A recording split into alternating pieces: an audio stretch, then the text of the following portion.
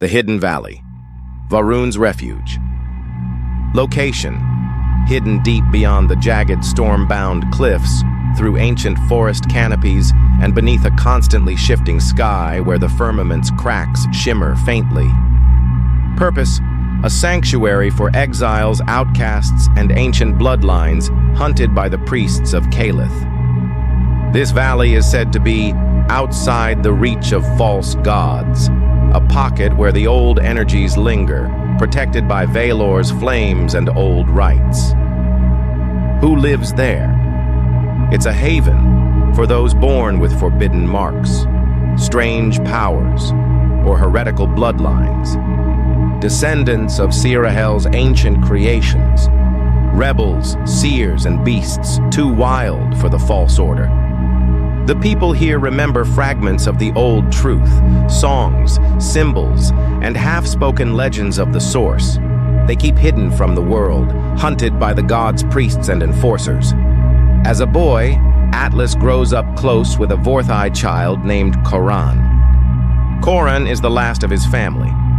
His father, a rebel war captain who fell protecting his people. Koran's strong arms and feeling of embarrassment made him a natural brawler, and he and Atlas would spar often, driving each other to grow stronger. Koran tells stories of Durellan's broken skies and its towering glass mountains, and of the god who stole their world. Through Koran, Atlas learns of other planets and races, realizing Calith's lies stretch across worlds, not just theirs. The Forbidden Torch. Age: 9 years old. Location: Varun's Refuge, near the old watchtower ruins at the valley's edge. Orion was always the quiet one. Even as a boy, he carried himself like someone older, eyes always locked on the horizon, like he was listening to things no one else could hear. He trained with focus, spoke with purpose, and moved with the silent grace of starlight. He spent his days studying old texts with Valor, learning to read ancient markings, and watching the stars beyond the firmament's veil. Atlas, though. Atlas was a storm made flesh. At 9, he was already climbing the valley's highest cliffs, daring the lightning storms to strike him. He'd race Koran through the canyons, wrestle older kids twice his size, and sneak into places he wasn't allowed, especially places that felt dangerous. He craved it. And one evening, Atlas had a plan. A small, reckless, beautiful plan. "Let's steal the old torch," he whispered to Koran, eyes wild. It was a half-buried relic mounted at the ruin's heart, an ancient flame said to be a remnant of the source, kept burning for centuries by Valor's ancestors. "Why?" Orion asked, arms folded, already frowning. "It's forbidden. Valor said it holds back the things beyond the veil." "Or maybe it lights the way to the truth," Atlas grinned, fire reflecting in his bright, storm-filled eyes. "How do we know unless we test it?" Koran was torn, but Atlas's madness was contagious. Aftermath. Orion scolds Atlas. "You never think. You just move, like lightning without a storm." "That's why you're here," Atlas shrugs. "To be the storm." Valor sees it too, the seeds of what they'll be. Orion, the patient, sharp-minded seeker. Atlas, the reckless force of nature. He doesn't punish them harshly, because deep down, this is the spark he's been waiting for. At 13, the whispers begin. By 13, Varun's Refuge felt smaller to them. Atlas's restlessness grew worse. He climbed cliffs he wasn't meant to, challenged the biggest exiles in the valley, and began sneaking outside the boundary markers. He laughed at old warnings, called himself a storm with no master. Orion grew quieter, not out of fear, but because he started hearing things, whispers in languages older than any book in the valley. At night, while Atlas slept by the fire with Koran, Orion would stare into the sky's cracked veil, feeling things watching him. The first vision. One night, while wandering alone, Orion followed the voices to a narrow cliff ledge where an old pillar stone overlooked the dead forest beyond the valley. He touched the stone, and it happened. A flash. A world split by flame and storm. Atlas, bloodied, screaming at the sky, defying a god whose face was both man and serpent. Whole cities crumbled into the stars. A black sun rose, and Orion saw himself standing alone at the end, with a broken sword of light bleeding from his eyes, whispering a name no one else remembered. The Source. He collapsed. Aftermath. Orion woke up shaken, pale, distant. When Atlas found him, he laughed it off, but Orion barely spoke the rest of the night. This changed them. Orion started sketching strange symbols he didn't remember learning. He spoke less, but listened more. When storms came, he no longer feared them. Atlas noticed the shift, teased him at first, then worried, but never said it out loud. Corin could feel the distance too.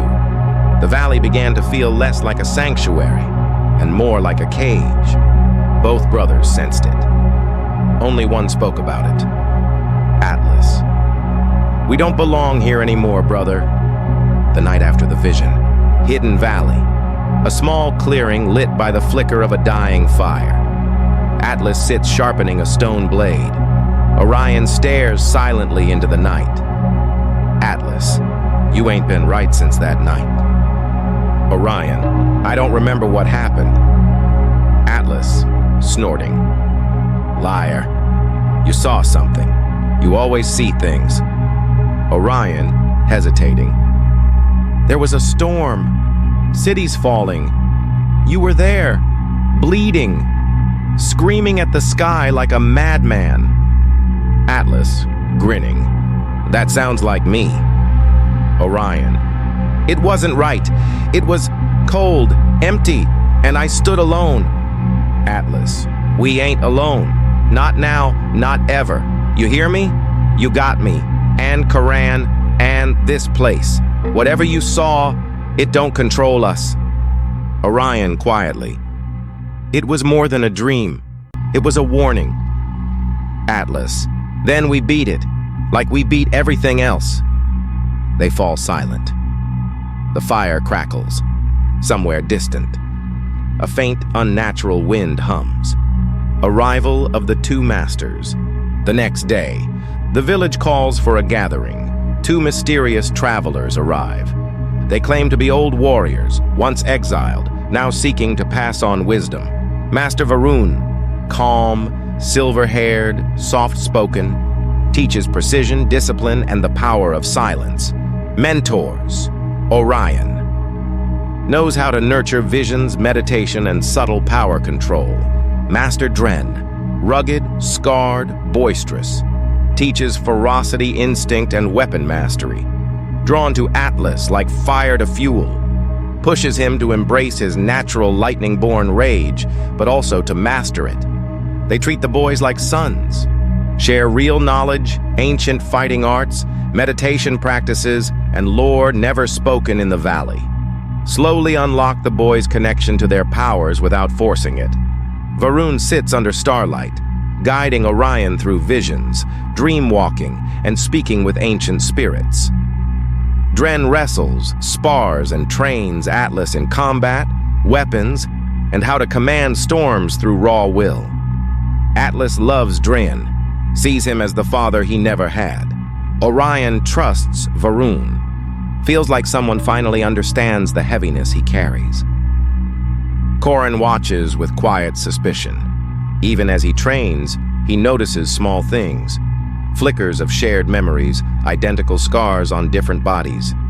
He suspects something's off. A conversation at 15. After a harsh training match, both brothers sit by a cliff ledge overlooking the valley. Atlas, grinning, bruised. Dren says I'm the strongest warrior he's ever trained. Orion, softly. Varun says we're meant for more than this valley. that one day will shake the heavens. Atlas. Good, because I'm getting tired of hiding. Orion. You still don't hear them? Atlas. Who? Orion. The voices, the pull, the thing beyond the stars. Atlas, serious for once. Does it scare you? Orion. Yes. Atlas, grinning again. Then it's probably worth chasing.